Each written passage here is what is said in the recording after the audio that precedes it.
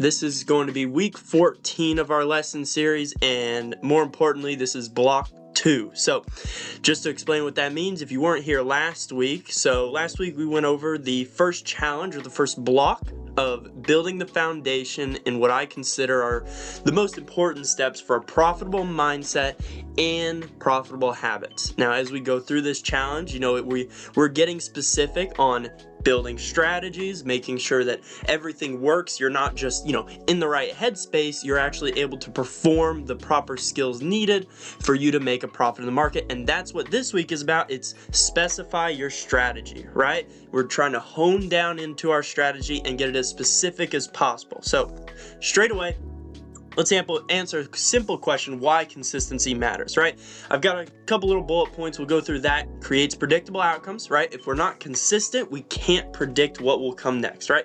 This isn't talking, daily or weekly time frames. This is talking monthly, possibly yearly, depending on how many trades you're taking, right? But if we're all over the place, or if we're, changing up our strategy, well, every strategy is going to have a different rate of return. So you could consistently lose if you're constantly changing strategies just because you're not in the right market for that strategy, right? And then stabilizes emotions. This is one that gets, I feel like, overlooked more than anything when it comes to being consistent. It's very easy to pass it off and say, well, if I study the markets and I know what confluences are where and how the price is going to react to them, it's very, very easy to convince yourself that that's how you're going to make money, because now you can quote unquote predict the market. And even if you get to a point where you're comfortable with losing in that kind of trading, I don't feel that newer traders will ever be able to get to a point where they're completely calm and comfortable with taking those losses unless they've had some sort of a mechanical strategy. Because a mechanical strategy basically says, here are your rules, here's where your entry goes, here's where your stop loss goes, here's where your take profit goes, and you do this every single day without changing anything, so you know that if you lose, it literally wasn't up to you. You followed the rules. And to make sure that you're not trading a losing strategy, we back test it, right? So back testing it is what, the third bullet point, boosts confidence. If we have the results from the data and we continue to do that, then it's going to give us the confidence that it will work out. And then finally, predictable risk management. Again, if we're using the same strategy, we can know how many ticks are going to be in our stop loss, or on average how big it's going to be, right? We know how much we're going to risk, so it's not all over the place. We can risk the same amount every time. Even if it's not the exact dollar amount, we can get it pretty close. Now, rolling that over into the next one, perfect, straight into that week 2 challenge. I kept this one pretty short because most of the things we talked about, I've already talked about plenty of times in the past in other live streams, and this is mainly going over the challenges for these next 2 weeks after this one. So starting off, write down your strategy, right? We talked about why mechanical strategy is important, but we have to make sure that we can actually perform it. So if we don't have the rules written down in detail, then how are we going to know where our entry is and where our take profits and where our stop losses go every single time, right? You should have it visually written down, not just in the back of your head, so you're like, oh, well, this is my entry. That's kind of a recipe for disaster.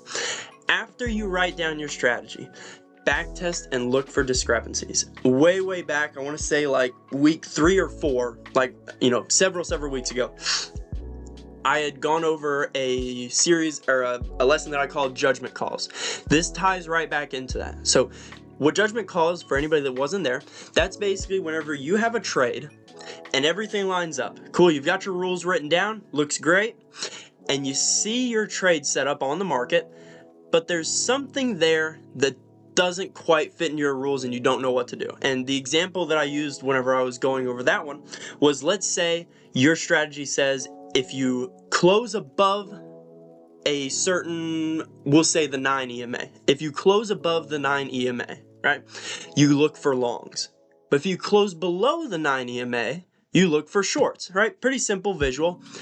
But a discrepancy in that would be if it closes at the 9 EMA, like right on it. That can happen. It's not common, but it can happen. Those are the kind of discrepancies I want you to look for. So think about your strategy, have it written down so you can actually look at it and you can take little notes underneath it, right? Whether it be, on the computer or on paper, doesn't matter. And then go through and test it. And anytime you see a setup that fits the rules of your strategy, anytime you see one that you're just a little uncertain about, or even if you look at it and you're like, well, this doesn't look like it's going to work at all, or there's a very obvious sign that it was not going to go in that direction. Like, let's say it's a perfect setup for you, but clearly the trend is going against you, right? Those are instances where you can take the time to add a little adjustments to the rules to make sure when you go to trade live, you don't have to make those decisions. The whole purpose for this week's challenge is to get rid of the decision making. We don't want to have to think, well, this is what I'm going to do this time and this is what I'm going to do next time. It should be, this is what I'm going to do every time. It should be the exact same, no little ifs, ands, or buts, okay? And then finally, repeating all this. This whole week is about consistency. It's not enough for you to just know how the market runs. It's not enough for you to know how to manage your risk properly. It's not enough for you to just be able to go into the markets and some days have a really good day, some days have a really bad day, right? We want to find the consistency in the market. Now, I'll be honest with you, it's gonna look a lot slower than it would if you were just kind of all over the place. Because especially if you're using funding accounts, it's very easy to get one big winner past the account and then have one big loser and blow the account. That's very easy to slip into, and it looks like you're making progress because you are passing accounts, but you're blowing them just as quickly. In this little series that I'm doing, the whole goal is for you to pass the account and then slowly grow it. Whether that be that you're only making a little bit of profit some months and then other months, you might lose a little, but we're looking for the consistency and then we start to add more. We don't want to have this super complicated strategy where everything's moving in a million different ways, but on paper, when you go to back test it, it wins 90% of the time. All these things that sound great, but they're not realistic. They don't really happen in the market. It's just the back test that it looks like it happens. Last week we were going over watching and waiting, right? We weren't taking any trades in specific. We weren't, looking to make any money at all. The whole goal was to remain objective from the market and find a strategy if you don't have one, or take the strategy you already have and just kind of watch it perform without you having any emotional stress. This is not forever.